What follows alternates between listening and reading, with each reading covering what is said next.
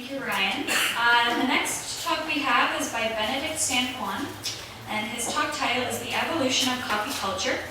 Benedict is a community stakeholder relations consultant, but also moonlights as a barista. He is just as passionate and curious about civic engagement and local politics as he is about coffee. There are over 100 different chemical compounds that make up wine's complex aroma. Coffee has over 800 of these different compounds. Who knew? Please welcome Benedict.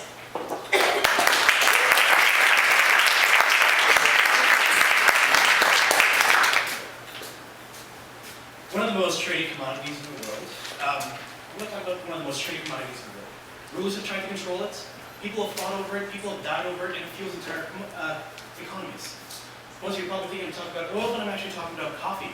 Good evening. My name is Benedict, and I want to spend a couple minutes just to talk about one of my biggest passions, coffee. Today, we're going to talk about what makes coffee so awesome, some of the origins of coffee, how it's actually changed some of the cultures over the years, and where coffee is now. So let's talk about what's so cool about coffee. As I mentioned earlier, it's one of the most traded commodities today. It is the second most popular beverage in North America, second to water, and over $60 billion goes into it every year. You know, there are a lot of coffee shops in Toronto. It feels like there's almost a Starbucks or a Timmy's around every corner. And you think about it, a lot of us use Timmy's or Starbucks as a reference point for giving directions instead of actual street addresses. Why is that? Why is coffee so popular today? And there are a couple of reasons why. The first one is that it's one of the only legal psychoactive drugs we have today. It helps release dopamine, makes us feel good, keeps us awake, keeps us alert, perks us up. I've got too many shots of espresso this morning. Let's face it, it's one of the best tasting beverages around. Let's talk about the origins. So what happened was, in Northern Africa, people would go found some coffee cherries and got giddy. Goatherd saw that, said, hey, what's up with that? He tried it, he got giddy too. That's how coffee started.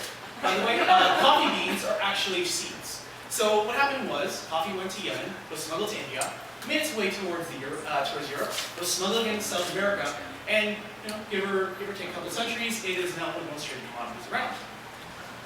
So let's talk about some of the do a little time warp. Age of Enlightenment. So in the 17th century, a bunch of coffee houses started popping up in Europe, and quickly they became hubs for socialization and communication for people.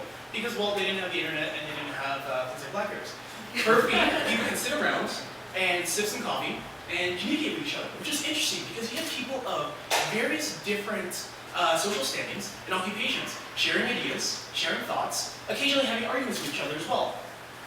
This is interesting because suddenly people became more productive, people became smarter, people became more intelligent because they're sharing ideas, sharing thoughts, and, well, a lot of knowledge is being spread around, which is pretty interesting. The next major time shift that I was very interested in was what happened after World War I. Basically, people realized that coffee helps keep them awake. So soldiers were given coffee rations in order to keep them awake, which helped the war from North America. When soldiers came back, they had a huge caffeine addiction, so what did you have to do? Build a bunch of diners. That's how the coffee shop diners actually started in North America. And what happened was, people started staying up late. People started staying up later. They started doing things later. They started being more productive. They started doing more things. Well, that's because of being able to have coffee whenever with the late night diners. The other major shift happened in World War II. After World War II, we noticed a major suburbanization in North America, which meant more people were driving further distances, which meant they needed more coffee to drink in order to do more things as quickly as possible. The problem with that is that they ended up turning coffee into a commodity. And suddenly things like coffee breaks, which is actually a social construct, happened just so that people could drink coffee to stay awake. It wasn't so much a cultural thing, it wasn't so much a thing based on cuisine, it was mostly just being able to stay awake. Fortunately, we had the Starbucks era. I know some people love them, I know some people hate them, but you gotta give them credit. They helped bring the European espresso culture back into North America. They helped bring this idea that you can actually go to a cafe and not just do a grab and go, and you'd actually be able to sit and enjoy some coffee with your friends. The other neat thing about it was that they actually brought this espresso-based beverage into North America and popularized it.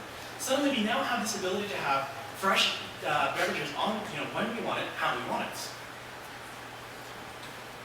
The next major shift, and this is what we are experiencing today, is what's called the third wave.